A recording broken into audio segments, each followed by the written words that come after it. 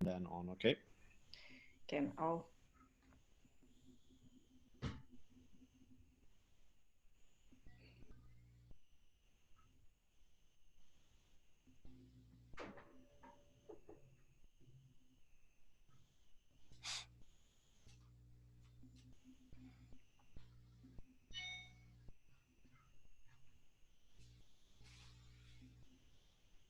Okay, welcome to those joining. We're still looking for the participants coming in, so I'm still seeing the participant count going up. So I'll wait for a minute or two. A minute.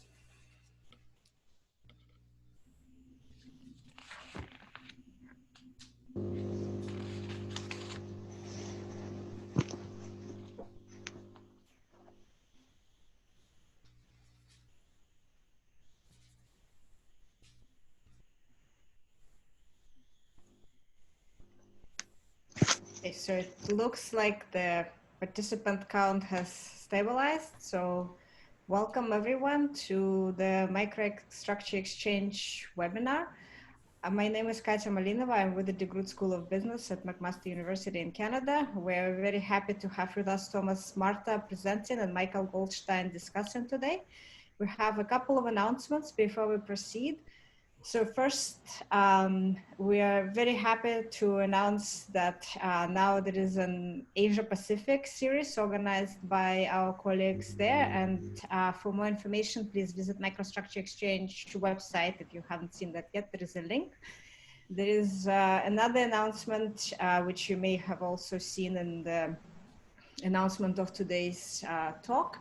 There will be a summer school in microstructure organized by Thierry Foucault and Albert Menkfeld, hosted by Stockholm Business School in June of 2021. And again, the link and the information is on Microstructure Exchange website.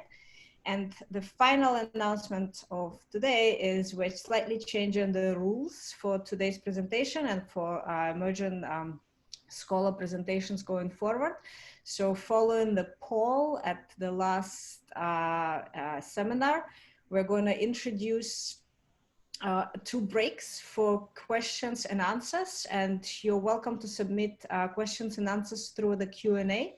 And again, just as a reminder, so Thomas is going to speak for about 30 minutes. He's going to make 2 breaks during his presentations. If you have some questions during the talk, please submit them through the Q&A functions. If you have a question that is similar to the one that's already been asked, please just upvote the previous questions so that we know there is more interest in that question, and then I'll read these questions to Thomas. Afterwards, Michael is going to discuss, and after Michael is done with the discussion, we're going to enable the raise hand function, and you'll be able to ask your questions live. And also, Thomas and Michael both have agreed to stay for just a little bit longer after the seminar in case we run out of time.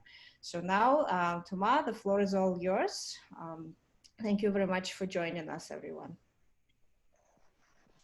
Hi, thank you, everyone. Can you see my screen?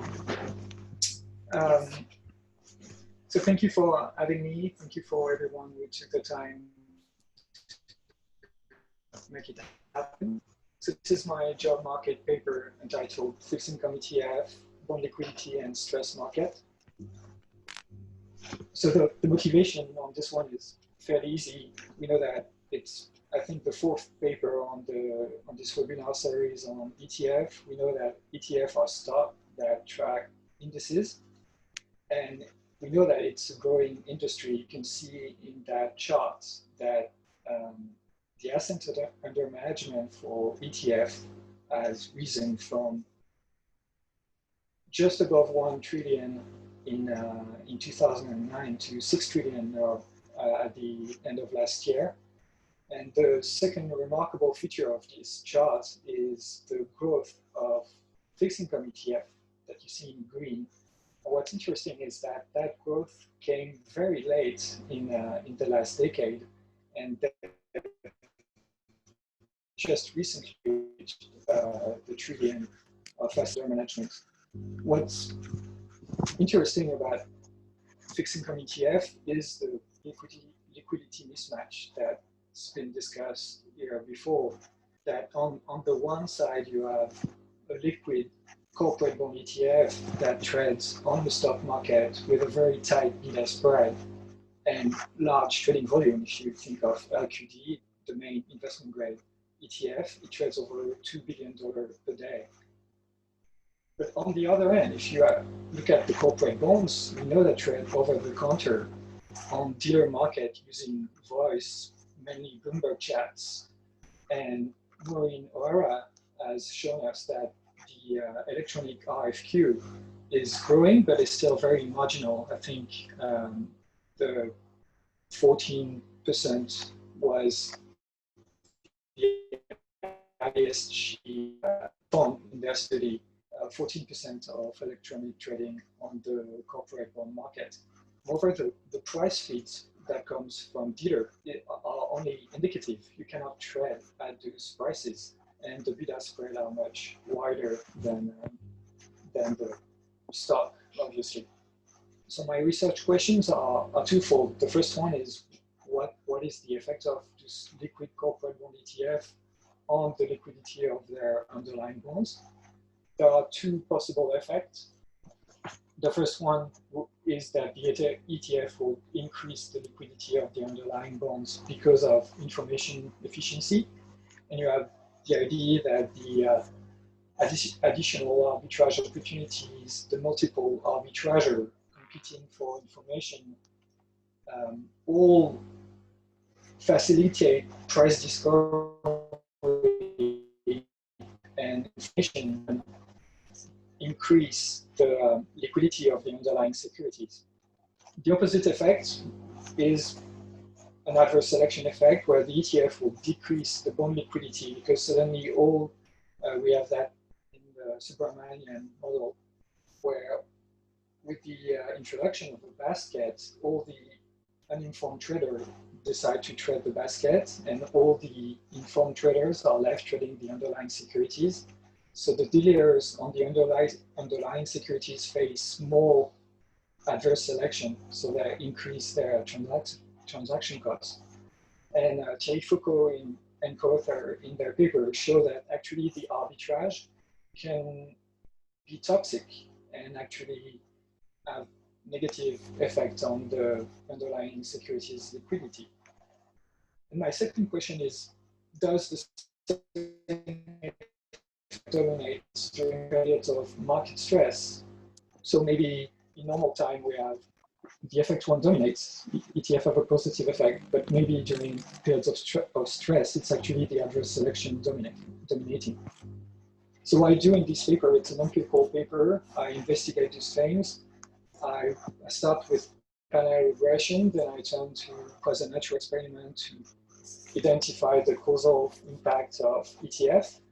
So I use recent data and recent experiments to try to investigate the impact of this ETF on their bonds and moreover study periods of market stress and arbitrage. Just a quick preview of the results in case I don't have time to finish. I find that corporate bond ETF increased the liquidity of their underlying securities compared with bonds with ETF ownership stay stable. Bonds that exit ETF experience liquidity deterioration, while bonds that join ETF experience a liquidity improvement. And throughout my study and throughout my specification, I find that the results are robust to periods of market stress and arbitrage, both creation and redemptions. So the literature on the effect of ETF has been growing rapidly. Some of you have contributed to the literature. I just want to zoom in on the free paper in red here. So first, most of the literature has focused on equity ETF, and the paper closest to mine is Sagan, Tuzun, and Termer's papers. They find that equity ETF increase the liquidity of their underlying securities, except during market stress events such as the crisis. All NEA focus on corporate bond ETF and also find that ETF increase the liquidity of their bonds.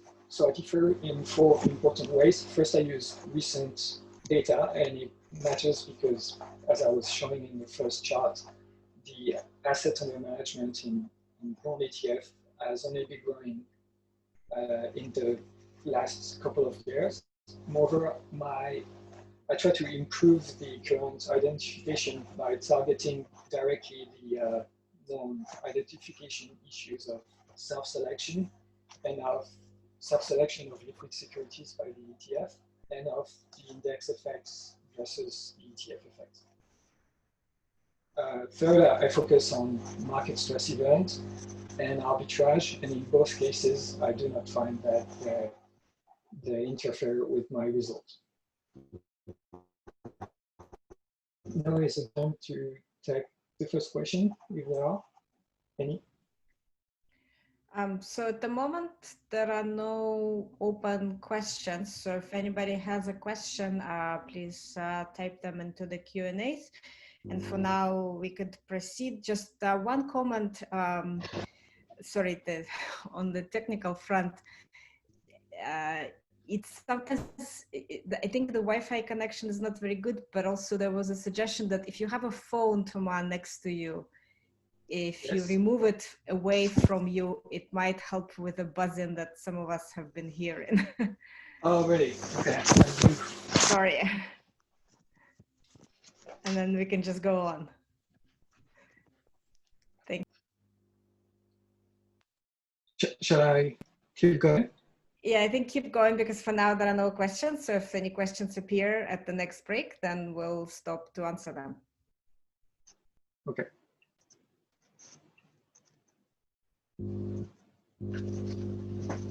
So the data that I use is fairly classic. I use Trace to obtain corporate bond transactions.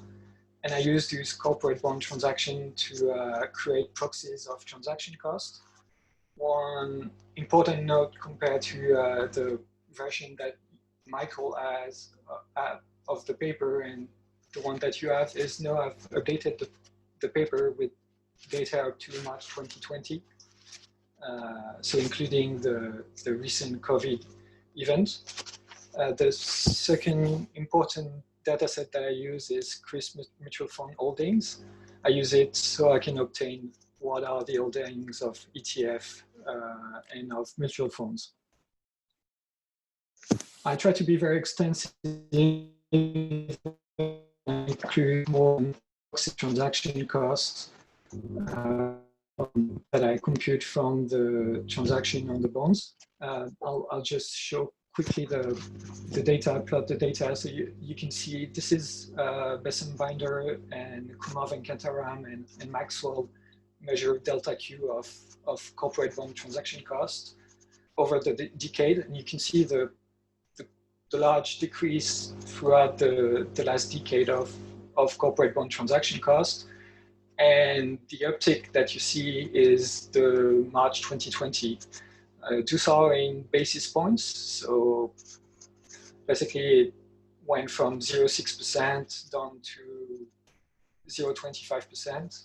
And the uptick was nearly 0.7% for March 2020 during the COVID data. My second important variable is the ETF ownership per bond. So these are the ETF holdings of a bond over the amount outstanding, what's available per bond. And this is in percent. And you can see the growth there. I know we have bonds that are on average held by 2% by ETF. So I'll start classically with panel regression. I compute my transaction cost measure at the bond and month level. I take the median of the trading days. I add bond fixed effect, month fixed effect, and I regress the transaction cost on the lagged ETF ownership. I find a negative relation for a negative link for all my most of my proxies of transaction cost, meaning that ETF ownership is associated with with bond liquidity. As I was saying, my second research question is what happened during periods of market stress. So, and this is how I relate to Saglam and to Zoom and Weimer's papers.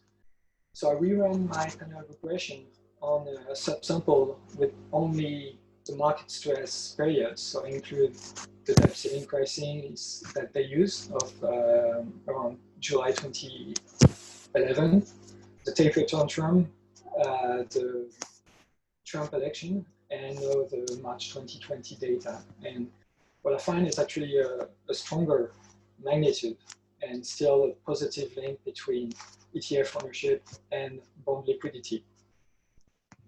And the results are fairly robust to, are quite robust to to multiple robustness tests. So I investigate the impact of arbitrage by rerunning my panel regression on periods of creation, redemptions, and normal month. And the results are robust to that. The results are robust if I split my panel in investment grade bonds or high yield bonds, liquid versus illiquid bonds, when I use only large trades. So my main result so far is that ETF ownership is associated with bond liquidity even during periods of market stress and even with arbitrage. But so far I cannot claim causality because ETFs are known to self-select liquid securities. It's actually in the name of the largest corporate bond ETF. These are the liquid investment grade ETF. That's the name of LQD, for example.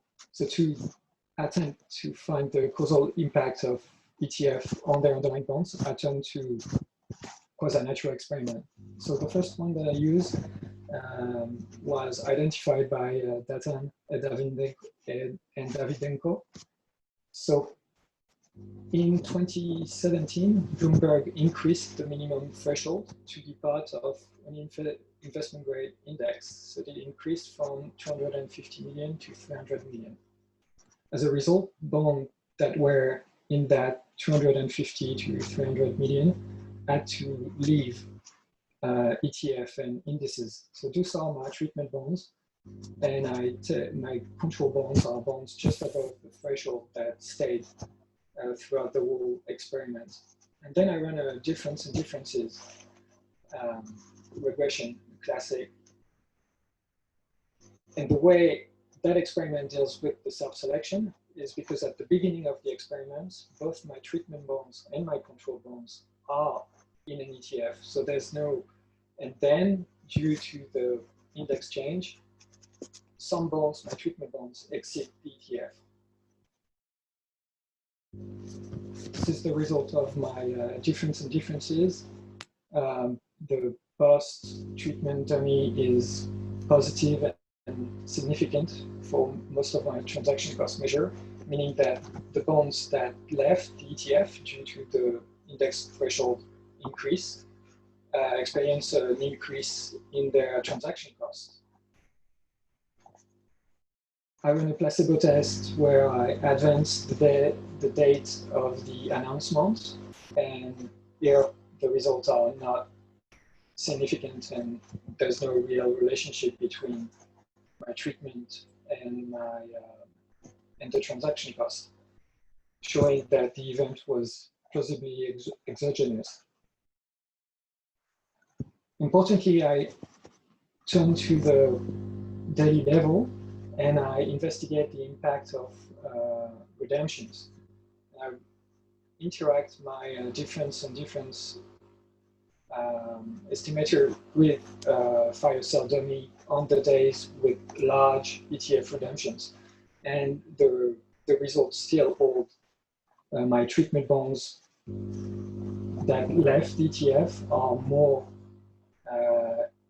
illiquid after they left the ETF, even when the ETF is being sold off and the bond within the ETF are necessarily sold off to proceed to the redemption. So far,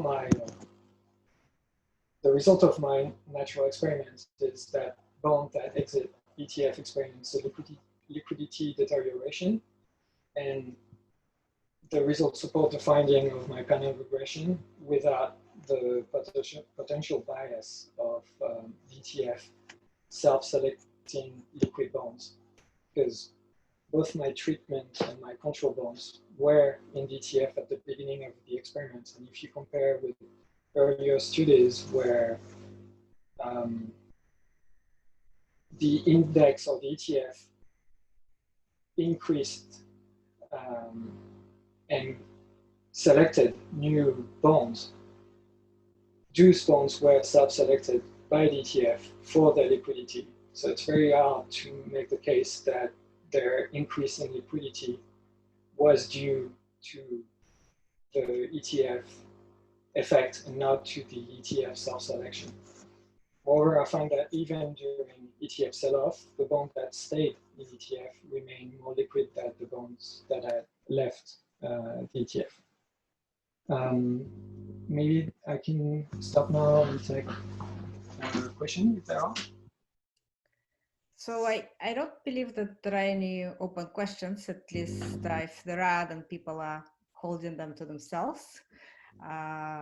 So maybe we'll proceed for now. And again, if there are any questions, please put them in the Q&A, or you can hold on to them and raise hand at the end, and then you'll get a chance to chat with Thomas about it. So Thomas, I'll return to you and we'll just continue. Okay, I'll go to the second quasi-natural experiment. But so far I've shown that in all my regression, I used mutual fund ownership to control for the index effect. However, there are some doubts about the quality of that control variable. Maybe so far what I've seen was just an index effect and not an ETF effect. So to tackle that question directly, I've turned to a new quasi-natural experiment, again, very recent one that took place in 2018, quite similar to the previous one, but here the setup is different in the sense that the large ETF, so the fourth largest investment grade ETF in the US market, IGSB, change index. So what's really nice in this experiment is that indices do not change. They stay the same throughout my experiment, but the large ETF switch from tracking one to tracking the other.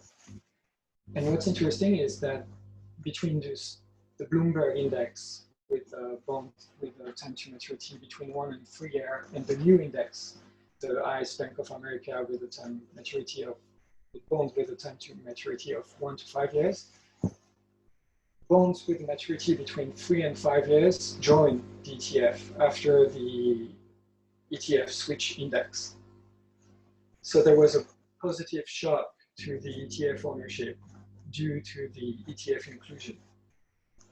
This is how I select my treatment bonds, and for my control bonds, I reproduce what I did in my previous quasi-natural experiment. I use a propensity score matching following Danozer, and I make sure that their ETF ownership stays stable for the whole period. The nice thing about having experiments in 2018 is that my control bonds are in ETF. I compare both treatment bonds and control bonds, both are in ETF. The difference is my treatment bonds experience positive shock to their ETF ownership. Suddenly they're held much more by ETF. And so this is what I observed. They joined in August 2018, and after they joined, the transaction cost of my treatment bonds decreased.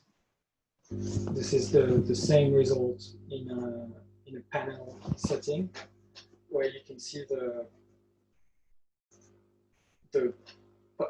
difference in difference estimator is negative, meaning the bonds that join the ETF due to the index threshold change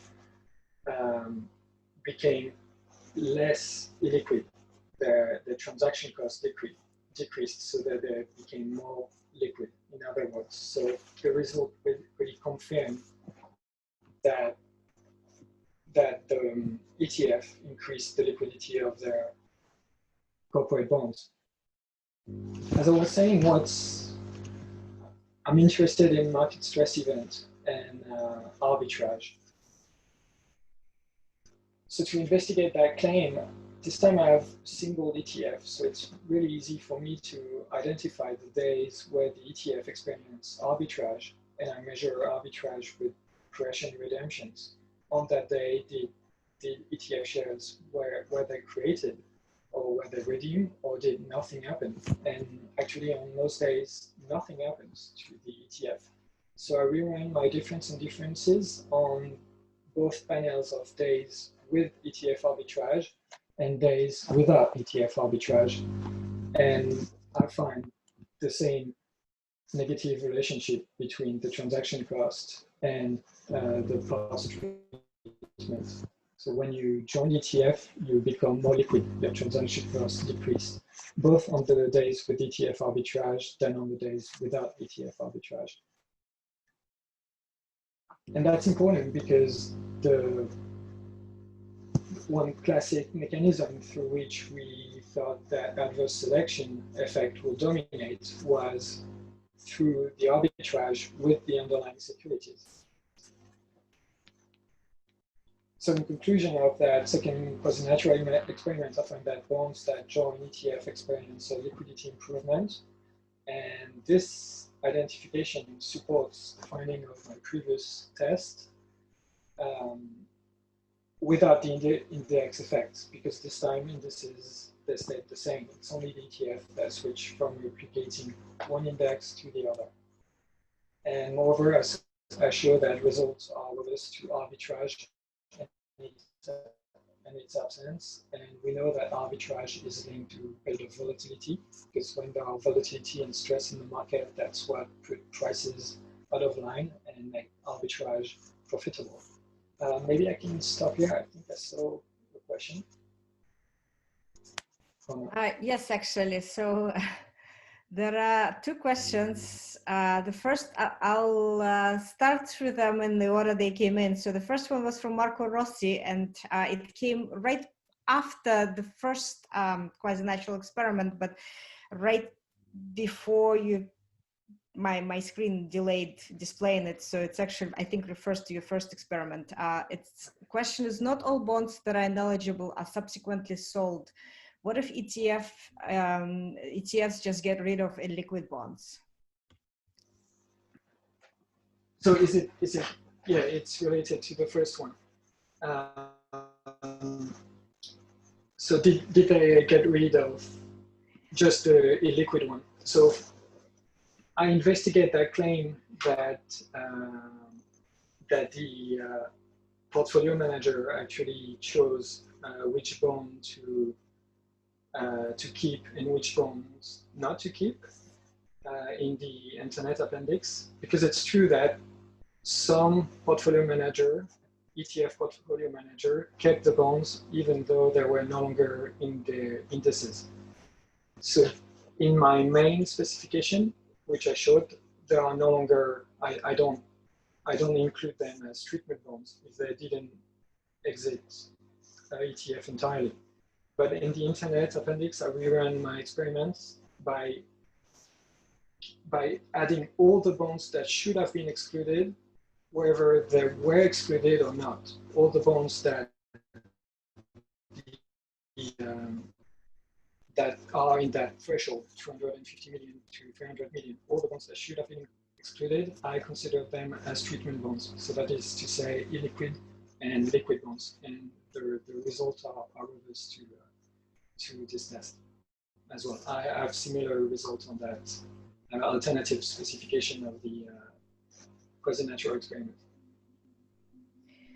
So the next question came from Emmy Edwards, and so she says, I like that you look for exogenous shocks. For the second one, the tracking index change, do you know why the ETF changed its tracking index? Was it liquidity related? That's a very good question as well. So it's actually a question valuable for both experiments. So on the first experiment, Bloomberg increased its threshold. It had increased its threshold in the past, 20 years before. So it's something that comes infrequently, but that does happen. On the second experiment, iShares contract was coming to an end with Bloomberg, and they switched index provider as it was because the contract was coming to an end. And the way I interpret it is that it was the way they picked a different bonds with a different maturity on the new index. I interpret it as a competitive move against Vanguard. Vanguard that has a successful ETF just with larger asset under management than this iShares one. The Vanguard 5 years bond. So the contract was coming to an end with Bloomberg. iShares probably wanted to compete with Vanguard's ETF, and that's why they switched to that index. So it seemed to be more a strategic move and not plausibly not directly linked to the liquidity of the underlying bonds. Moreover, I run a placebo test as well, showing that if it was not exogenous, that placebo test would necessarily fail. Especially since I use 8 proxies of transaction costs, so I would expect to have a few of them turning on there. But thank you for the question. And then finally, we have a comment, not a question. I'll read it, and then I see if you think that you'd like to respond now, or if it's a comment. Just a quick comment from Mehmet Saglam. Just a quick clarification about our finding in Saglam to Zune Warmers during stressful times.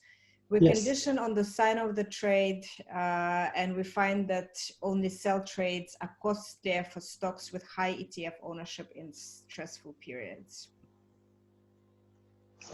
Thank you, and sorry if I mispresented your work. So yes, and maybe the way I can comment. So why is my result different from their result? I think it's what I argue in the paper is that we're talking about 2 different subjects: equity ETF with quite liquid underlying securities, and here I'm talking about bond ETF, as I was saying in the introduction, with quite illiquid underlying securities with large transaction costs. And the large transaction costs on the bonds make the arbitrage quite costly. Trading the ETF against the bonds mean crossing the beta spread on the bonds, which is, as I was saying, it costs 0.03%, between 0.3 and 0.6% to cross that beta spread. So you don't do it very often, and you certainly don't do it in the magnitude and the frequency that you would do on an equity ETF with quite liquid underlying securities compared to bonds. But your point is very well taken. So I'll ask one more question that came through the chat rather than Q&A, and so I didn't see it right away. And this would be the last question, and afterwards we'll move to the conclusion, and then we'll move to Michael. So the question is from Davidson Heath. If ETF are challenging uninformed orders into index bonds, it makes sense their liquidity will improve. But what are the effects on non-index bonds? Are there negative effects? And relatedly, is there an effect on the incentive for informed trading in non-index bonds? What happens to price informativeness? It's quite a topic. Very, very interesting questions. Unfortunately, I don't have a lot to say about non-index bonds because I don't look at them specifically, I can definitely take a look at them. The issue is that the non-index bond tends to be not very liquid. They tend not to trade, so I don't have data on them. I don't have transaction on them, so I cannot compute transaction cost data on most of them. So this is very difficult to answer that question for non-index bonds. I could see if they traded more after, but this is not something that I'm currently doing, so I can't answer that question. And what happens to price informativeness? Again, that's a very good question, but this is not my research question. I don't look at it directly. It's been studied on equity ETF. It's quite Madhavan and Subsec find that that the price discovery tends to be on the ETF, and that's the mechanism through which that would explain my result, being that the ETF provides price discovery and price informativeness, and that translates into lower transaction cost on the bonds. But thank you for your question. Maybe I should have a look at non-index bonds. Thank you. And I'll conclude briefly. So what I showed in this paper is what I did is I used panel data and recent quasi-natural experiments to address the identification issue of the self-selection and of the index effect to find the true effect of corporate bond ETF on their underlying securities and the causal effect of the ETF.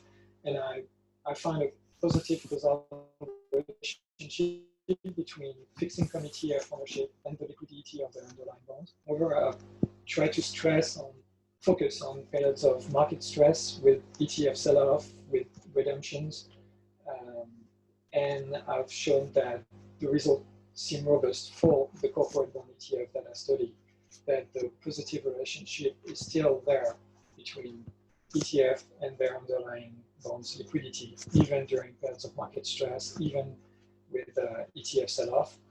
And I do not find that ETF arbitrage is the transmission mechanism through which the bond becomes more liquid, because the bonds are more liquid every day, on the day with ETF arbitrage and on the day without ETF arbitrage.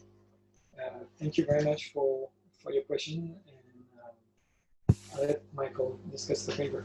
Thank you. Thank you very much, Thomas. Our discussant is Michael Goldstein. Michael, the floor is all yours. Thank you very much. That was an excellent presentation by Thomas. I'm going to try to get my slides up. Hopefully it will work. An example of transaction costs. Before I start, though, I want to thank Katja, Andreas, and the organizers for putting together for such a long time such an amazingly wonderful conference. Of course, also to Thomas for really doing such a great job in his presentation. You know, one of the benefits of being a discussant is you realize no one came to hear you. So what discussions sometimes tend to do is put a paper in context and to maybe give a flavor of the paper to people who haven't read it. It's not a referee report, it's just kind of a discussion, and that's what we'll hope to do. All right, let's see if I can get this to move down, which is my biggest problem. There we go. Okay.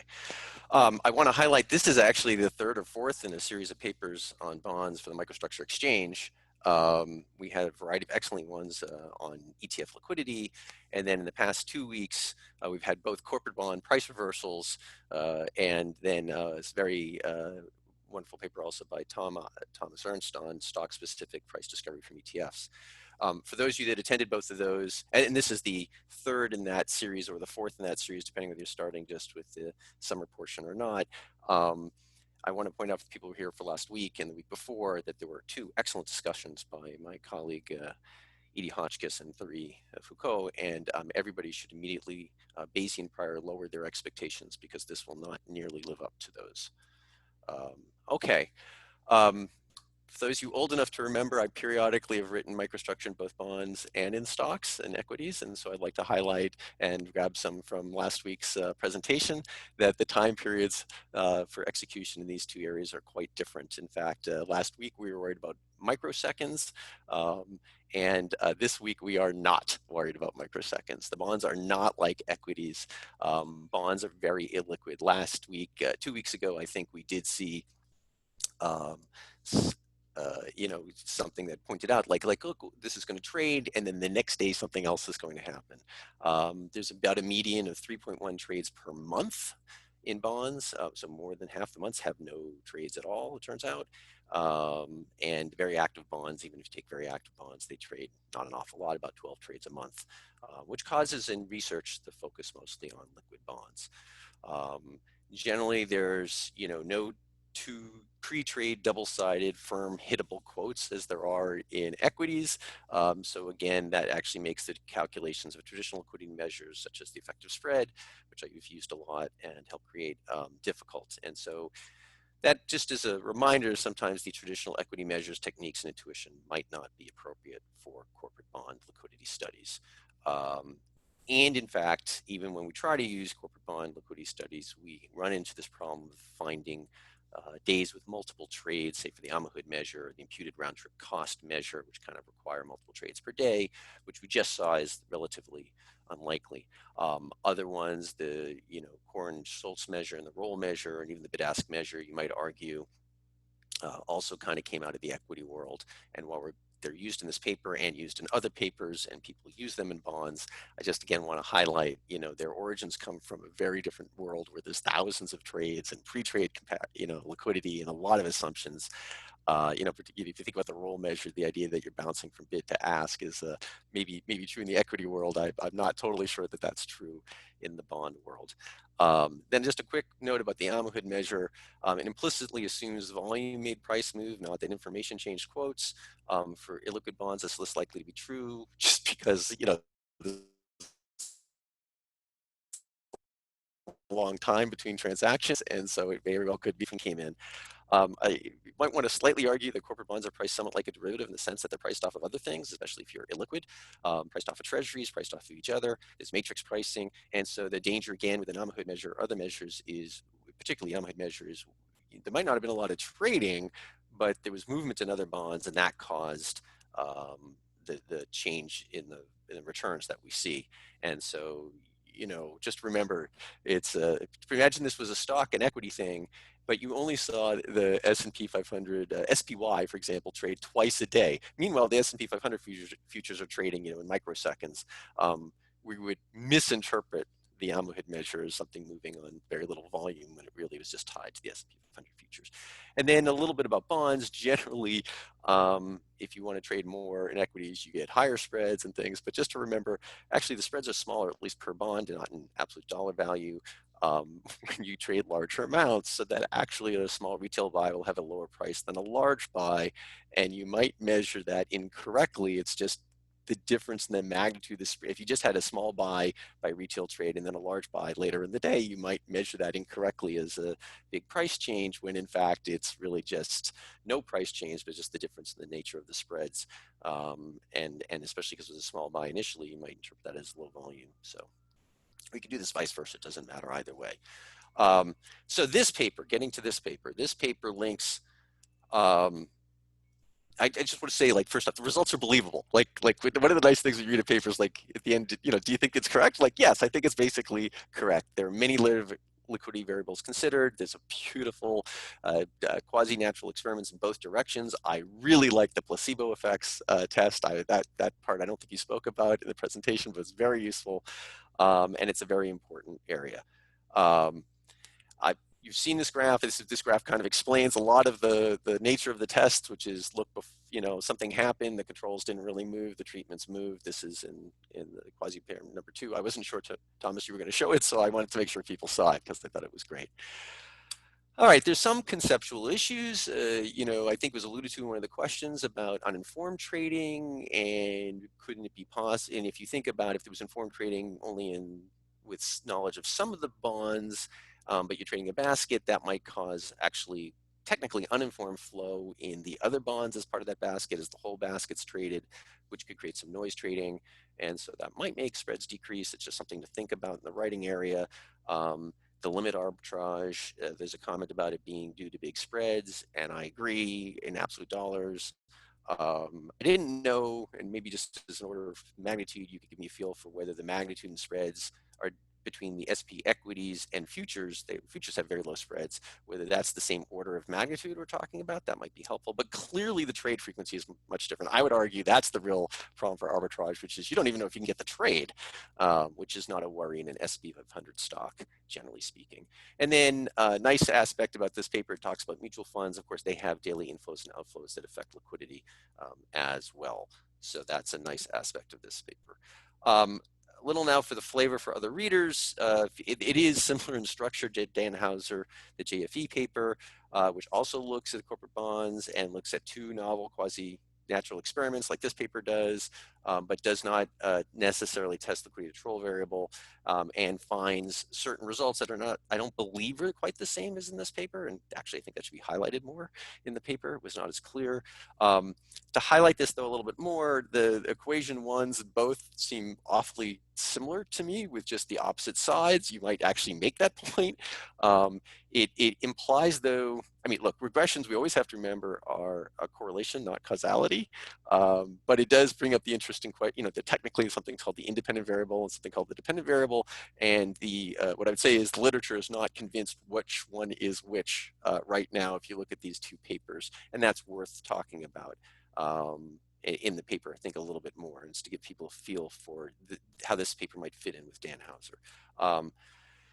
Again, similar, the table 10 was very similar, but not at all the same control variables. This is actually from Dan Hauser, and it's again to give you a feel that, that Dan Hauser also looks at a lot of these variables. It's not a complaint, it's just more of a, yeah, but if you check Thomas's paper, it actually looks at different things in a slightly different way. One of the things that did strike me, I'm getting near the end, one of the things that did strike me is that the R-squareds are kind of low. In fact, they're as low as 0.001 or a tenth of a percent, I think, despite lots of observations still. Sometimes we have R-squareds of only 1%. So somewhere deep in the paper, I think the internet appendix is some comment of like, we don't find statistical significance, but we don't have a lot of observations, and I might caution against that. I think to a corporate person, you have a lot of observations. Strong points, great placebo tests. I know this is unusual. Normally we say we complain about the writing. I want to give a special call out to the writing. In the internet appendix, there is a great description of the ETF primary market that I think everybody should. I mean, I read that and I thought that was just perfect. And this one sentence in bold, which I won't read for you because you can read, is really a tremendous sentence that made everything very clear about how things work. And we always complain, we frequently complain about writing when we write referee reports. Time to call out some good writing. So I thought that was great.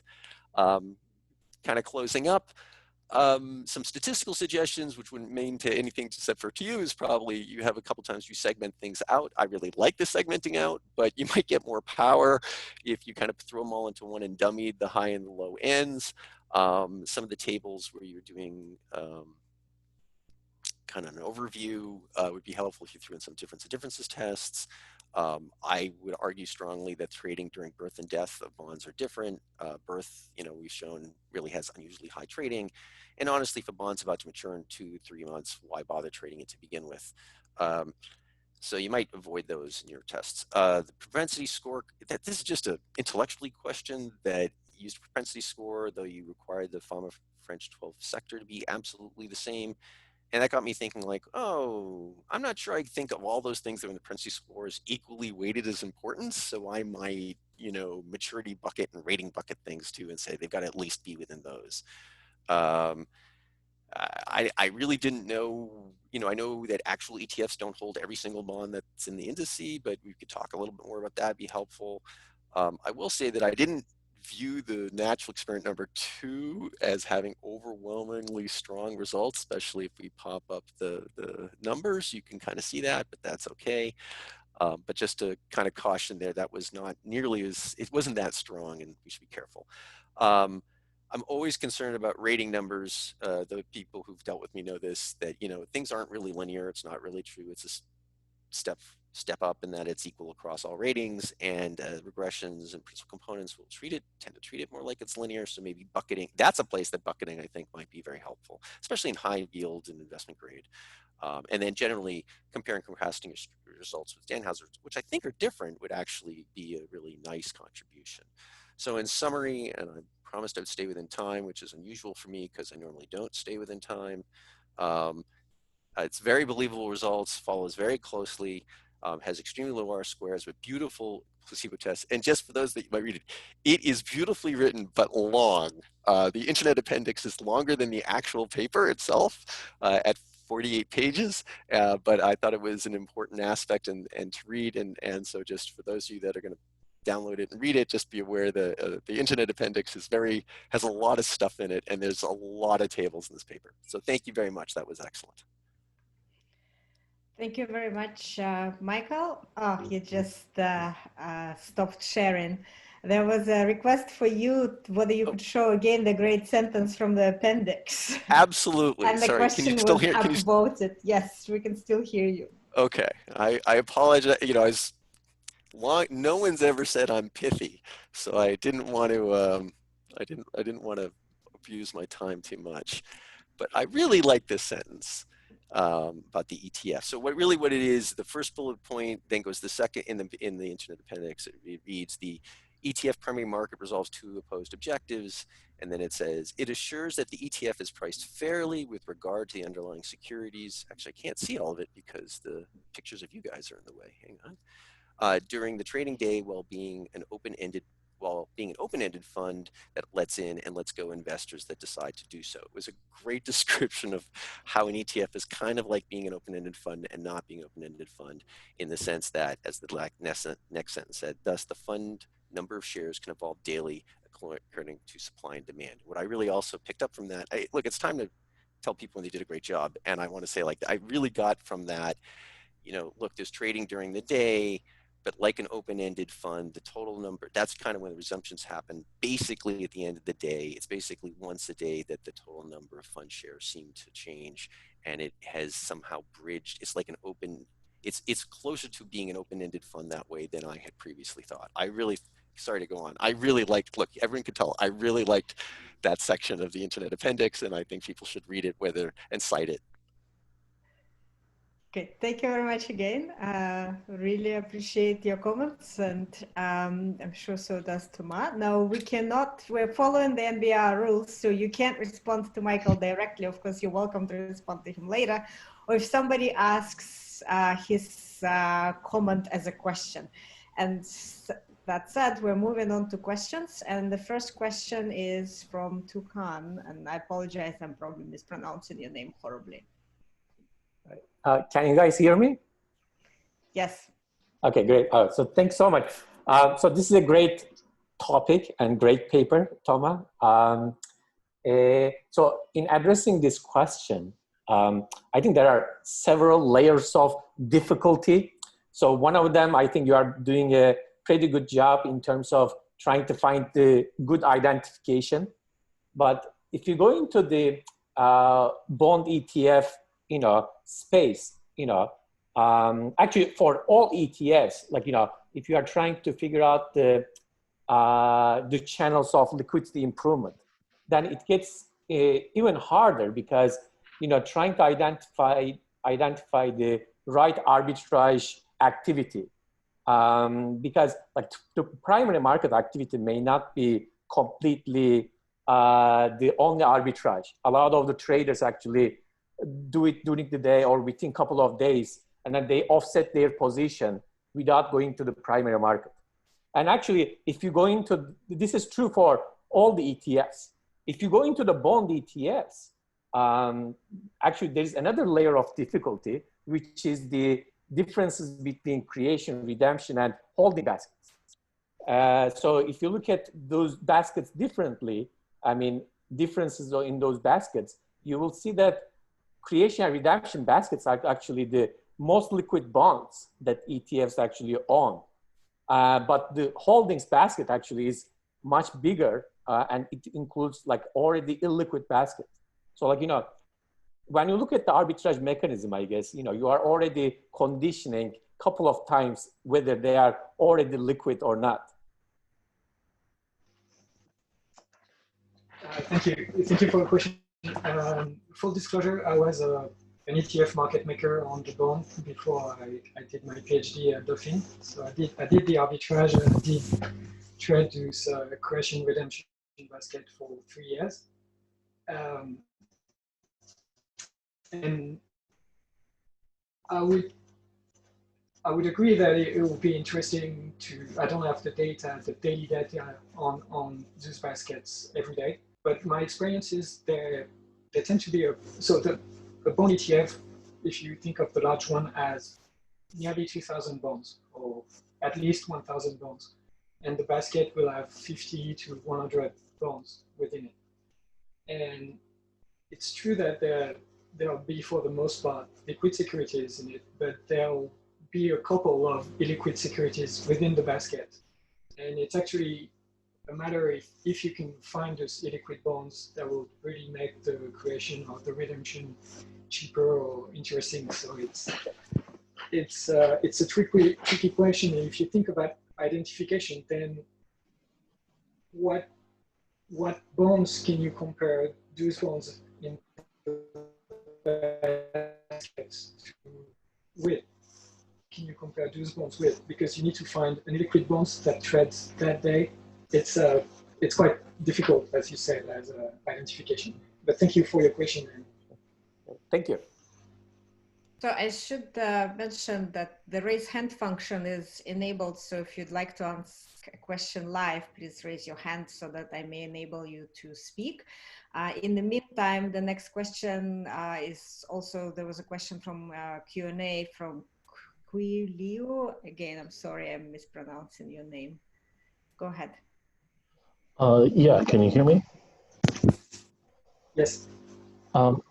Yeah, so I noticed that your sample period obviously stopped before then, but I'm just wondering if you had any thoughts on sort of the actions of the Fed recently in terms of the announcement that they would buy bond ETFs in April, and then sort of the lag associated with that in terms of when they actually started purchasing bonds, I think in May, but it didn't really pick up until June, and sort of how that would square with the results from essentially the earlier part of the decade that you had.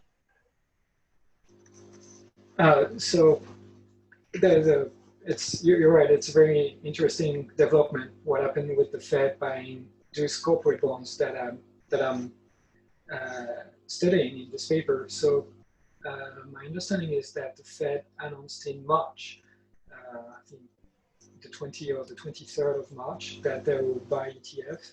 And following that announcement, there was a very large creation of corporate bonds, meaning that people were buying the corporate bond ETF, buying so much that ETF market makers had to create ETF shares and buy the underlying bonds. So the effect looked very large. If in some of my tests we run on month with large creation and large redemption, and actually February is a month with some of the largest redemption, and March is one of the months with the largest creation, even though the beginning of March was very negative. In April, I don't have much data, but what I wanted to show is I'm not sure what the real effect of the Fed buying the bond is, but the announcement was enough, as far as I can tell from the data. That even before they actually started buying, everybody in the market was buying this corporate bond ETF.